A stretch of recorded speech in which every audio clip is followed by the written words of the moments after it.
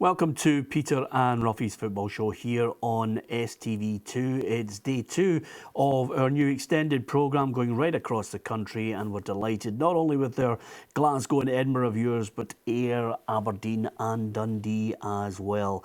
And on tonight's programme, St Johnstone winger Danny Swanson confirms he'll join Hibernian in the summer. John Hughes wants a win against his old side to help Raith avoid relegation. And Rangers legend Willie Henderson says the club needs £50 million worth of investment to compete with Celtic. Yeah, that's just a few of the talking points we'll be discussing tonight. Alan Ruff is alongside me, Peter Martin. I'm delighted to say our boot-room guest is a former Aberdeen and Celtic striker, Joe Miller. Delighted to have Joe with us. Lots to get our teeth into, guys. Of course, one little bit of news that's come out, Ruffy, earlier on today was that Falkirk have released a statement saying that the notice of complaint issued to Miles Hippolyte by the compliance officer, they've reviewed it and they are happy to accept the two-match suspension for the player for that dive, which I think incensed so many Dunfermline players. But yet again, it doesn't alter the scoreline, but he takes a two-match ban. Yeah, and it's good that the clubs are coming out so quickly and accepting it. You know, we don't want these kind of things dragged on. You know, it was there for everybody to see that he did dive. So he's taken the punishment, and let's move on. OK, some of the headlines that greeted you this morning on the back pages. Let's have a quick look at the Daily Record. First of all, if this is a yellow, how can Scots be a red? This is, of course, Patrick Roberts talking about that challenge from Andy Halliday that he thought maybe was worthy of a red, and a few others have passed comment on that. Here's the Sun. This could clear Scott again. The reference to that challenge, and of course there's just on the sidebar there talk of Moussa Dembele's D-Day finding out the extent of his injury, and there's a headline there, Neil Lennon saying Hibs are the second best side in Scotland. We might be able to qualify that comment. Daily Mail, and it's fighting talk. My Hibs team are the second best in Scotland, says the Hibs manager. Well, it's some claim to say the least. Joe Miller, based on where they are in the league and their promotion to the Premiership, I would say maybe we're using a little bit too much or reading too much into his words. I think there's a great Scottish word to sum it up. He's havering. Yeah, I think over the course of a season, I think it's all about consistency about a team, and I'm sure Neil will agree. There's been a few inconsistent periods when the Hibs played in the Championship this year. So it's when they get there, I think, in the Premiership. I think that's where they've got to do their talking. And prove to people that they are the second best team in Scotland. Yeah, of course he's already starting to look at some of the players that could potentially be going, some that could be staying, and of course some that he's recruited, and one of them has confirmed that he will be joining Hibs in the summer. He's already signed the pre-contract, and Neil Lennon confirmed that Danny Swanson will be wearing the green and white. He's out of contract, so we feel he's a very good player. I think he's had a good season with St Johnstone. He made it clear that even though St Johnstone were pressing to keep him, that we would like to come. So the deal is all but done. So that's the start of hopefully a few more that we're going to bring in. He's also an Edinburgh boy. He's a Hibs boy, and I think that's important sometimes. I think the club means a lot to him, and we've already got the likes of McGregor, Hanlon, Stevenson here, very consistent players for me, and I'm hoping Danny will, bring that wee bit of extra, familiarity to it as well. How important is that, Ruffy? I think it is. When I was at Hibs in the 80s, we had Jackie McNamara, we had Gordon Hunter, we had Paul Kane, we had a lot of Hibs boys, who knew the tradition of the club, and they knew it was meant to try and get them back to where they were. So I think a small percentage of it works, but I do think he will bring other people in. I do think he'll identify, unfortunately for other clubs in Scotland, players that are out of contract. I think that's the kind of players he'll be going for. So I think the other clubs have to beware, of trying to get their best players under contract, because Hibs will use that to their advantage. I don't think there'll be a lot of money getting thrown about, but certainly good players out of contract will be identified. What do you make of the acquisition of Swanson, Joe? I think it's good that he's getting his work done early, you know, before the season's even over with. So I think Swanson's a quality player. I think he'll bring a lot to Hibs, strengthen the squad, and you know, he means business by going for a player who's got that experience as well. So, and I do agree with Ruffy. I think it's important that you have a player that supports the club as well. There is that element that the fans can relate to as well. And they try that wee bit harder, and there's that passion there. So I think it's a good acquisition. Of course, some of the headlines in the back pages suggesting that Hibs are the second best team in Scotland. This is what Neil Lennon had to say about their standing in the game. I looked at the game in isolation on Saturday, and you know, everyone's saying Aberdeen are the second best team in the country. Well, for long periods we were the better team, so. And it's not a one-off occasion. We've done it time after time against Premier League opposition.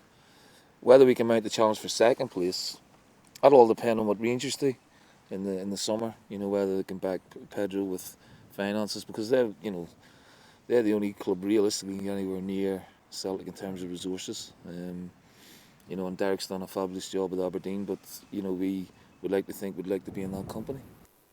I'll tell you one thing, I love his attitude, Ruffy. Yeah, he's been very positive in everything he's done. Even in the complaints after the semi-final showed a positive attitude to the players, that he wants to be successful. And if he can take that into the Premiership, obviously if they get a reasonable start with more players coming in, you would expect them to be a top six. I'm not too sure about top two, but certainly top six anyway. Yep, this is what he had to say, the Hibs boss, on potentially players heading out the door. The only teams you'd leave here would be for Glasgow, really, the two big ones in Glasgow, and if that's the case, then good luck, you know. But we've got everything here that you'd want, and the potential, as you said, potential's an entity out there that's unknown. You know, what we have is a reality here that this club is on the up. We're getting huge crowds. You know, we've had a very successful 2 seasons, and you know, in the background, the club is very, very solid. Yep, when you've got a winning team on the park, the fans at Easter Road certainly do respond, Joe. And I think, you know, I expect them to be top 6, especially with him at the helm. Oh, definitely. I think you can, just by listening to him, you can see that he's setting a target for next year. He's putting a challenge down to the players. And it's sort of similar to what Hearts did. I mean, they've came up and they put a good challenge in. And did well this season, so you know, he'll be looking to better that. And it's good, it's healthy for Scottish football. Although Aberdeen have done a fantastic, Derek McInnes has done a fantastic job at Aberdeen. You know, I think he needs to be in and around that and challenging Aberdeen. Yeah, I'll get your thoughts on Aberdeen in a moment, Joe. Just one other little footnote. In the Edinburgh papers, the Evening News, it mentioned that Grant Holt was hoping he'd done enough to get a new deal. Is he worthy of a new deal and a step up to a higher league? Well, I think the way that Neil was talking him up after the game, I think he knows his worth to the team. It might not be 90 minutes every week, but certainly about the place. He seems to be the sort of a Kenny Miller character who's got all the experience, and sometimes you need that kind of player, you know, to come in when obviously maybe Cummins or the other strikers aren't scoring goals. So I think he's justified to get another year at least. Yeah, he's a different style. I think Grant Holt's a heart back to the old days, Joe. He's one of those guys that can hold it up, flicks it on, you know, and in and around the box. He knows the way to goal. Yeah, you're needing strong players, especially in this league. So, you know, you've got to have players that you can, you know, link up with and show a bit of strength. It's okay to have skillful players, and sometimes, you know, that doesn't, you know, it's a tough league.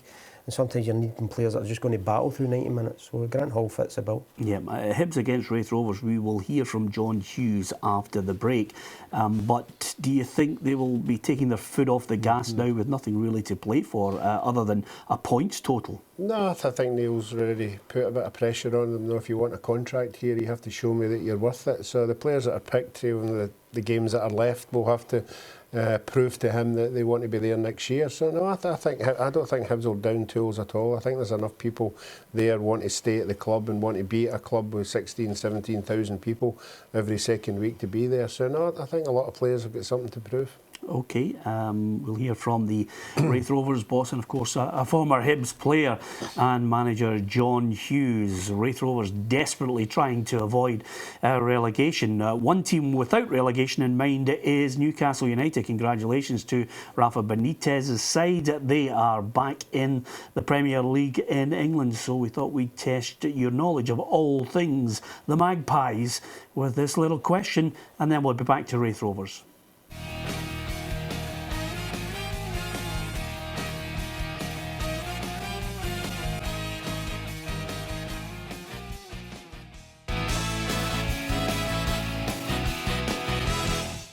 Welcome back to Peter and Ruffy's Football Show here on STV2. Alan Ruff is alongside me, Peter Martin. Our bookroom guest, I'm delighted to say, is former Aberdeen and Celtic striker Joe Miller. And we were talking just before the break about Hibernian, their opponents tomorrow night at Easter Road. Raith Rovers desperately trying to avoid relegation or even a playoff at Ruffy. 3 points above Ayr United, but only a point above St Mirren.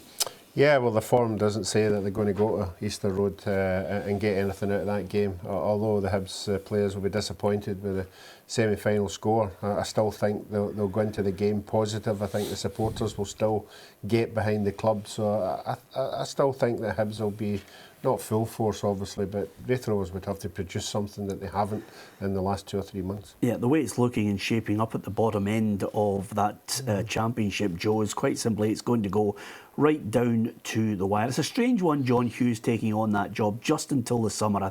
I don't see him extending his stay at Raith Rovers. I think it all depends on how they react to it. If he sees that he's getting a bit of fight from him, you never know. John's a passionate man about football. He might see it as a challenge, but it all depends on how they do from now on till the end of the season. Yep, this is what the Raith Rovers manager had to say about his old club. We're up against a good team and Hibs and the champions, and well done to them. Rightly so, they should be back in the SPL. Should never have been away, and it's going to be a real massive game for us. Lenny probably played his strongest team on Saturday against Aberdeen, so that's the team that we'll prepare our team to go and play against, and we have to be at it. There's a lot at stake for us at Raith Rovers in terms of our league status, try to stay in the league, so we need a few more wins, and hopefully we can do that on Tuesday. So no matter what team Hibs put out, we have to be at it. So it's all about us, our mental toughness, preparation, and be inspired going to that great football stadium. So hopefully that will be the case. If they pull off a result there, that could be a real body blow to the likes of St Mirren and Ayr United, because it doesn't get any better. If you were looking for the ideal finish, they'll get Hibs, and then they've got St Mirren and Ayr United. Yeah, I mean, obviously any of the teams down there now who get a win, it will be a massive boost for the games coming up. But as I said earlier, I just can't see it, But they'll go there. I'm sure John will get a good reception. I thought he was unfairly dismissed when he was there the last time. He knows what the club's all about, and I think even if he was to get anything out of that game, it'd be a bonus. I just can't see it. Yep, okay, so Hibs to win it, Ruffy. Yes, for me, yeah. Joe Miller. Yes, comfortably Hibs. Okay, so the High Bees to get the win. At the top end of the championship, it's certainly interesting. A lot of focus on Dundee United, who look as if they're just getting back into the groove at Ruffy as far as the playoff positions are concerned. I'm not too sure they're going to pip Falkirk to second place, but I don't know. I'm not too sure it matters that much. No, but I think the two of them are neck and neck. I don't think there's much between the two of them. That was a massive boost that Dundee United had, getting that late goal. Just gives them a wee bit of breathing space. But, I think that these two are the ones that will be maybe the really crucial playoff place, and we've already spoke about Dundee United, which would be absolutely amazing. But I just think that they two will be the ones that will be deciding who it's going to be that plays the the team in the higher league. Yep. Here's Ray McKinnon's take on where they could possibly finish and their hopes for next season. You know, the last 4 performances have been good, you know, from the Falkirk game onwards. You know, the guys have certainly put in decent performances and we're very unfortunate to win the 4 games. So yeah, we probably are hitting a bit of form at the right time. We've been speaking about it for the last month there. We need to just try and win every single game to the end of the season. That's the message. We give everything in these games to win them, and we'll do that from now to the end of the season and in the playoffs. So, you know, if we can win every game, then we'll give ourselves a really good opportunity to get promoted. You know, what Falkirk do is outside my control. All we can do is concentrate on our performance, winning games, and then we just address it again at the end of the season once the league's over, see where we are. And but again, you know, if we can win every game from now to the end of the season, we'll give ourselves an opportunity at least to get back in the Premier League. Yep, they're in the playoffs, Dumbarton and Morton to finish for United. I might get it in the neck for this, Joe, but I really would like to see both Dundee clubs in the Premiership. Yes, I think you're right there. I mean, it would bring it the old-fashioned league back together again, whether you've got the 2 teams from both cities, you know, 2 teams in the one city. You've got Hibs and Hearts, and then Dundee and Dundee United in there. So it'd be good for everybody in Scottish football. Yep. I wonder if United fans feel the same way about United and Dundee being in the same division, or possibly facing each other in a playoff. Earlier today I caught up with Dundee United fan Mike Barilli to get his thoughts on United at the end to the season and whether it really matters about their position going into the playoffs. Either way, I'm still quite confident, despite the suspensions that we've got, that we'll do it, even though it's not in our own hands. I've got faith in the boys. It's not a bad finish for you, Dumbarton and Morton to go. That's true, but Dumbarton have caused us a lot of problems. We're certainly due a win against them. And I think the spirit that the team showed in the last 5 minutes on Saturday will stand us in good stead, I think. Yeah. In the background, are you and every other Dundee United fan thinking about the possible playoff against your great city rivals? Of course, it did occur to me at the start of the season. I thought, what would be the best scenario? To meet Dundee in the playoffs, relegate them and promote ourselves all at the same time. And it's going to happen at Danes Park. It's almost destiny. Yeah, I hate to throw a spanner in the works and a modicum of logic in this, but surely, Mike, it would be better if we had the 2 Dundee sides in the top division. Pros and cons on that. Sometimes it's good, sometimes it isn't. I'd like them to be there, but I'd like us to be higher up the league and Dundee just hovering around the bottom. Yeah. The last time we had a chat, Mike, it was all about, you know, some money coming in just to tide Dundee United over to the end of the season. Of course, United fans will be hanging on the hope of getting out of that division. It is so important that Ray McKinnon somehow steers you towards the top flight. Mm-hmm. Yeah, it's been a real challenge for him. He's got a lot of guys that are already there that he probably doesn't want on the payroll, but they're high earners and they're not going to leave without getting their paychecks. And that's restricted his budget. And it's made things a real challenge for him. I felt really sorry. In all my time involved with United, he's probably the only manager that's never been given sufficient funds. A real shame. Yeah, I mean, a lot of United fans, just a final point on it, a lot of United fans, you know, can moan about Stephen Thompson, but the bigger picture here is if you don't make it, if you have to suffer the same fate as Hibs suffered over the last 2 or 3 years, financially, it's a precarious position for United to be in, staying in the second tier of Scottish football. Yeah, you know, it would be just awful. The club doesn't have a lot of employees. It's a real tight ship. But if we had to stay down for another season, I could see quite a few people losing their posts. We've got a youth hostel that looks after all the young boys. You know, that's in serious jeopardy of closing if we don't stay in, not stay in, but if we don't get promoted. Final point then, Mike. 2 games to go. playoffs, Falkirk and Morton in the mix, and then potentially the second bottom team in the Premiership. Sum it up for me. Are you confident as a United fan that the dream can happen? Absolutely confident. I've got every faith in the team. The boys will do it. I spoke to some of them yesterday at Tannadice, and as soon as we get this wee suspension period over, they'll be up for it, definitely. And I think the fans will be up for it as well if we end up with Dundee, much more than anyone else. There you are, Joe. There's tribalism for you. Dundee in a playoff and then relegate them. Well, I was up there for a year, and the passion is there. But you know, all credit to them. They're in there fighting to the end. You see the fans are passionate, but it is a hard task ahead of them. You've got to win every game. Yeah, Ruffy, there's not even a note of sentiment in Mike's voice there, just relegate them. Well, that's supporters. I think if they had the sensible hat on, the revenue, the finance from the games of playing each other would possibly put them back to where they were. But certainly, as far as supporters are concerned, they don't give that any consideration whatsoever. It's bye-bye and catch you later. Yep, absolutely. Well, if you're a Dundee fan, why not give us your thoughts on it as well? Do you share Mike's sentiment as a Dundee United supporter? At Peter and Ruffy on Twitter and Facebook.com/Peter and Ruffy. We've got that Newcastle United question for you there. We'll give you the answer very shortly. And we've also got Willie Henderson and Davy Hay coming up next.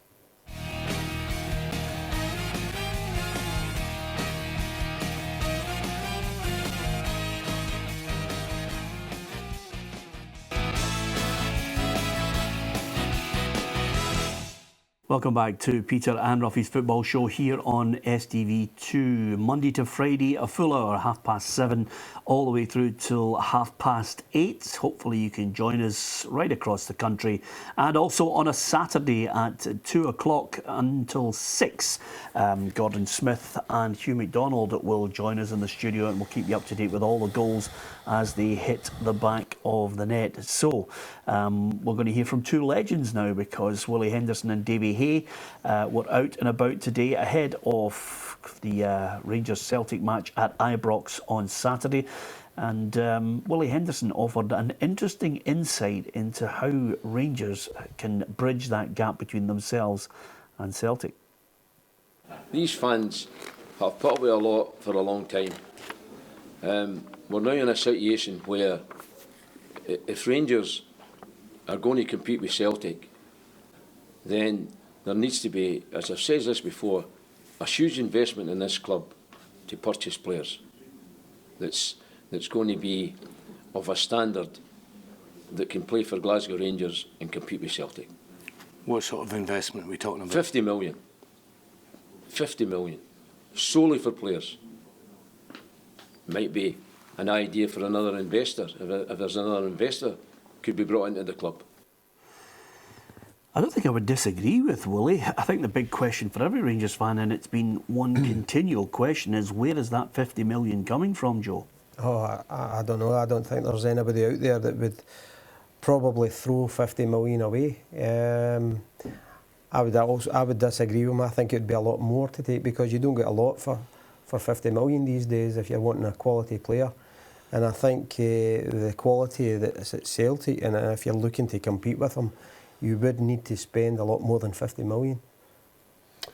Yeah, if it was 50 million just on players, you know, it'd be a start, but including their wages. But then you add their wages on, and then you're up with Joe at nearer 80, 90 million. So I think the 50 million, you know, if you're talking about players coming in, you know, of what value are you talking about? It has to be a wee bit better than what there's there just now at this moment in time. But certainly, if again they'll use the supporters' money, the season ticket money will be there to be used. But as we know at a football club now, that money just seems to disappear. I mean, obviously, Mr. King has said he's already spent 18 million, and I'm sure a lot of the Rangers supporters would be scratching their heads saying, well, where is it? We haven't seen it, you know. But he's obviously saying it's went there, it's done this. But like supporters, if they're paying their season ticket money, all they want to concentrate is seeing what they've got on the park. And obviously, they've been let down in the last couple of years. It'll be really interesting at the start of the season to see what the new batch of players coming in at Ibrox is going to be, and I'm sure the supporters will be anxiously waiting to see what kind of players are going to be identified. Yeah, I'm not sure that even with all the off-the-field troubles of trying to get out of a deal, which I think cash straps them for the shirt deal, I think that is another noose around their neck as well, which doesn't bring in a lot of money, Ruffy. And then over and above that, you have to have a board willing to accept someone to buy up a fair number of shares. I think the biggest crux of the matter has to be Dave King. I think that's where the emphasis and the focus will be on in the summer to even bridge that gap. Because remember, Rangers will be looking at the Europa League and thinking, is this team good enough to even get past some qualifiers? Yeah. Well, I thought Dave King, if the present board and the people who are helping out the board just now had given them a wee... He's actually said, look, I don't need to be here. If you can find somebody else to come in and take over my position, fire away and get them in. And it just as Joe said there, is there a big investor out there wanting to come in, to Rangers for where they've been and where they are now? So it's really interesting waiting to see what's going to happen there, because as you said, there's still lots of things going on behind the scenes, money that's draining the club as well, and that needs to be stopped because, as I said earlier, the Rangers supporters want to see their money developed into players, into the club, and making them a better team. Yeah, and before I get a chance to talk to you about your old team Aberdeen, Joe, your other old team Celtic face Rangers yet again at the weekend. I don't know about you. I mean, you've been involved in more than a few Old Firm derbies. I mean, Rangers will need to step up to the plate to produce something vastly different in front of their home support on Saturday. Yeah, we've all seen how one-sided it was the semi-final there. And I think Celtic's game plan won't change, regardless who the playing personnel will be. I mean, I know Brendan might be thinking of also resting one or two players, but, it's going to be difficult for Rangers. The players have got to get their fans back on side, because that level of performance probably was unacceptable to most of the fans. But the players themselves will be up for a fight. They'll try and change their game plan and change their attitude towards going into these matches. But it's a tall order when you've got a team that's on fire like Celtic are just now. Yeah, and of course, one former Celtic player, the legend Davy Hay, mentioned that some of the players that played for Rangers at the weekend will need to actually try and replicate the attitude of one man in particular who picked up the Player of the Year at Rangers Football Club at the weekend. That is, of course, Kenny Miller.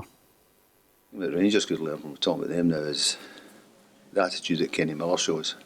I think he's been exceptional for Rangers. I think he always seems to be the biggest threat in this game. From Rangers' point of view, he tried to rally his players in that. He had a couple of opportunities, one he lobbed over on the header. He may feel he would have done better with the header. But they could look to him and copy what he's doing if they want to. Answering your question, if they want to not be facing another defeat from Celtic, they have to show the commitment that Kenny Miller shows. Yep, they'll have to replicate his attitude to it, Ruffy, but I still think Celtic go into it favourites. I don't see them taking their foot off the gas, and Davey also mentioned that he thought if Brendan Rodgers delivers the treble, then he deserves to be alongside the greats like Jock Stein for achieving that. Yeah, I think obviously once it's happened we can debate that. It's not done yet. I think Aberdeen will have something to say about that in the final. But yes, I think Rangers going into the game, they will see it as a wee bit of a bonus. Dembele not be there. I don't think Scott Brown will be there either. So that's two big players out of the Celtic team at the weekend. But Rangers would have to put up the performance that they put up at Parkhead. Totally different attitude to that game and the game at the weekend there, where Rangers were in and about Celtic right for the start at Parkhead, and it proved a success. So I still don't understand what the tactics were at the weekend there. They sat off Celtic and let the good players play, and that was their downfall. So if they went into the game at the weekend, a bit more fight in their bellies, and see how the game goes, that's where they think they'll have a chance. Yeah, of course, everybody's talking about closing the gap on Celtic. They have to close the gap on your old side, Aberdeen, Joe. Yeah, Aberdeen have done well, but You know, just going back to Rangers there, I think their season is dead and buried now. You know, I think it's time for the manager to try and get in touch with Dave King and, you know, see what the future is. I mean, you've seen Neil Lennon earlier in the show, you know, making plans for next season. I think that's what Rangers have to do now. Their season's gone, but, you know, the things that they can do is only chase Aberdeen, as you said. But Aberdeen have finished off their season, you know, the past couple of seasons fantastically well. They've got to a final. Derek McInnes will be more than delighted to do that, and he'll be wanting to stop Celtic doing the treble. But, you know, they've got a bit of confidence, you know, going into the final. They're playing well, they're finished second, so it should be interesting at the end of the season. Yeah, and with the final in mind, Joe, should Aberdeen get 50% of the ticket allocation? I don't see why not. I mean, I remember a few years ago the game was at Celtic Park and they brought down a fantastic support. So they will come in droves, but, you know, it's a wee bit unfair to the Celtic fans because of the Celtic fan base, you know, and the way they've supported their side throughout the whole season, home and away. So I think it's a wee bit unfair on some of the Celtic fans, but, you know, it's a one-off final and it should be shared. Yeah, and over and above that, do you think maybe because so much has been made of what Hibernian did at the weekend, shot themselves in the foot, that maybe not enough credit was given to Derek McInnes' team? No, I don't think so. I mean, it's, you know, they grind out results sometimes. I mean, the level of performance is always there and they're always strong towards the end of the season. So, you know, he managed to grind out a result and it was a wee bit fortunate, although the winning goal was a deflection. But fair play to them. They're on merit. They've worked hard this season and, you know, they'll get their just rewards by getting into the final. 50-50 split, Ruff, are you happy with that? Yeah, 50-50 for me if you get to the final. I know Joe's saying that the Celtic support travel quite a long distance, so the Aberdeen supporters travel as far in every second week. So yes, I think getting to a final you should get a 50-50 split and a reasonable kick-off time. Yeah, okay. Oh, there you are. Controversial, Ruffy. Just hitting me with a left hook there before we even get to the break. We might even debate that after this next break. We posed a question to you about Newcastle. Of course, they secured their return to the Premier League in England. I wonder if you can tell me the last time they celebrated winning the top flight in English football. We'll give you the answer right after this quick break.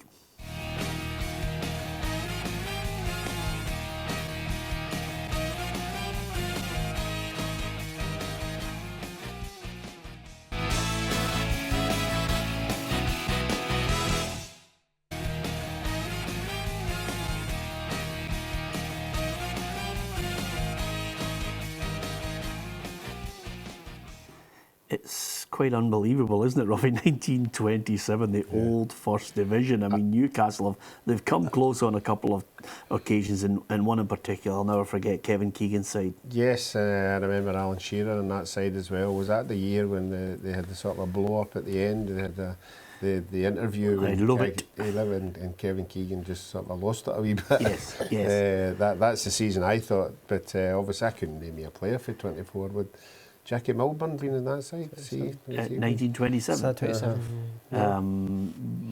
You're asking the wrong guy. I'm sure there'll be people out there who'll know the answer to that. Absolutely. 1927, a long time. In fact, I think, if I'm being perfectly honest, I think Jackie Milburn might have been 50s, you know, 50s and 60s, early 60s. Maybe his granddad.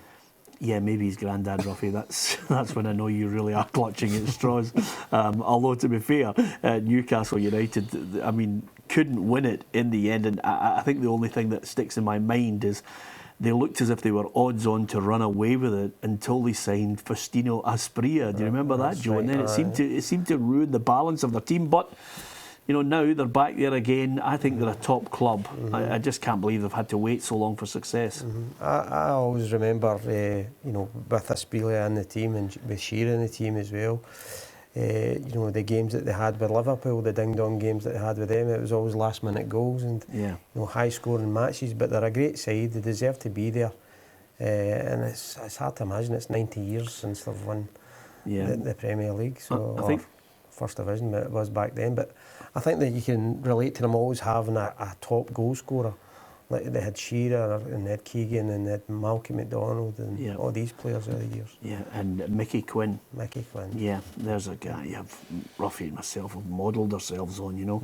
Complete lack of movement, but knows the way to go.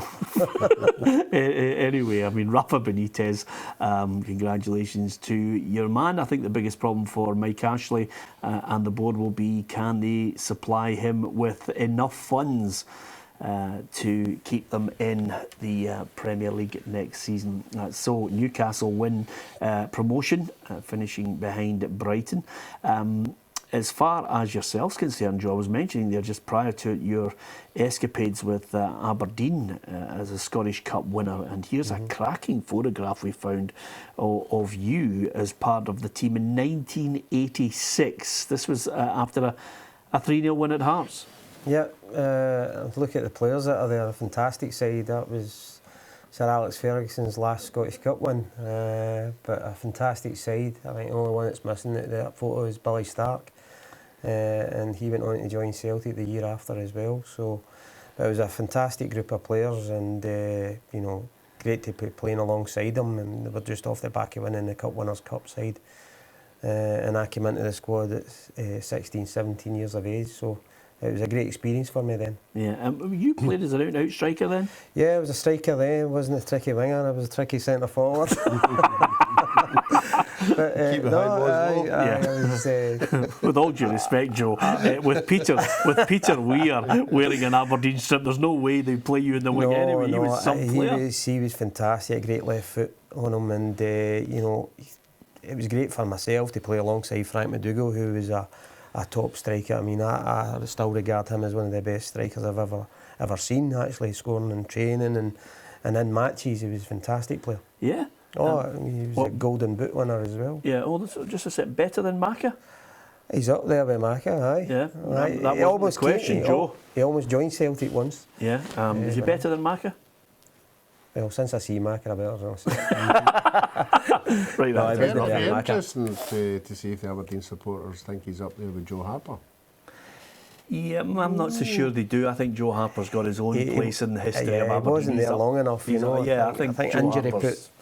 He got a bad pelvic injury, Frank, so you know, that's put a stop to his career, but what a player he was. Yeah, I can't believe that. You of all people... I'm not questioning. I'm just... I'm putting it out. Joe, every time Frank. No, I think... I can't remember Frank McDougall scoring. I can definitely remember Joe Harper scoring. Yes. Any time you never held on to anything, Joe was just standing there waiting just to tap it in. But he had more than that as well. You know, he had a great ability, Joe. In fact, I think I nearly got him to a World Cup, because we played Aberdeen 3 times in a month, and I think he scored about 8 goals. Yeah. So I did my best for him. Yeah. Just picking you out of the back of the net, Robbie. Well done to you. Talking of World Cups, I think Shelley Kerr will be a happy woman after the draw for the World Cup qualifiers, because Scotland are in Group 2, Switzerland, Poland, Belarus and Albania. I think the general consensus, you know, is that this is a real chance for Scotland to get to a major finals. I mean, Anna Senior will say farewell in the summer, and then Shelley will come in and hopefully, fingers crossed, work her magic, Ruffy. Yeah, it's a tough one, because obviously it's the top team that qualifies. Obviously Switzerland are the higher rated of the two sides, but I think the Scottish team will get the benefit from the Euros. They'll be going along there to a big competition before they go into these qualifying games. They'll gain lots and lots of experience from it, and they can take it in to the World Cup game. So yeah, it's a big time for women's football, and it's great that they're there and actively at a big tournament, which we can't get to, but certainly they should enjoy every minute of it. Yeah, 7 group winners, you're right, Ruffy, will join France in the finals, and the 4 runners-up with the best records against the sides first, third and fourth in their groups will advance to the playoffs. The women's game, Joe, is growing in stature season by season. Yeah, and I think the more tournaments they play and the more exposure they get, I think, you know, Scotland will get right behind it. I mean, they're enthusiastic. You know, they're starting to add a bit of quality to the teams and the leagues that they're playing in, so it's definitely on the rise. Yep. Just a couple of things I want to pick up on and finish on tonight's programme, Ruffy. Patrick Roberts mentioned something at the weekend that I think is going to become It's certainly a headline for Scott Brown when his penalty is handed out to him, whether he kicks a ball before the end of the season or before the cup final is open to debate. But he picked up a red card at the game against Ross County. But Patrick Roberts mentioned that if Scott Brown's a red card, then surely the challenge from Andy Halliday is worthy of it as well. Yeah, well, I've never been to a disciplinary action, so I don't know what the rules are, what you bring up at that. I would think you'd be concentrating on the referee's report of the incident you're up for. I don't think you'll be taking in any tackles from that Saturday, another Saturday, or Saturday like 3 months away. You concentrate on the actual, the evidence that's there and then, and if it's not any consolation, but I thought both should have been red cards. Yeah. You know, so I don't think it'll help Scott in any way. I think Scott's procedure or what happened in that game was there for everybody to see. Brendan Rodgers already said doesn't have any problems with a red card. So I think unfortunately for Scott, he might get 2 or 3 games. Yeah, and this is what Patrick Roberts had to say about Halliday's challenge.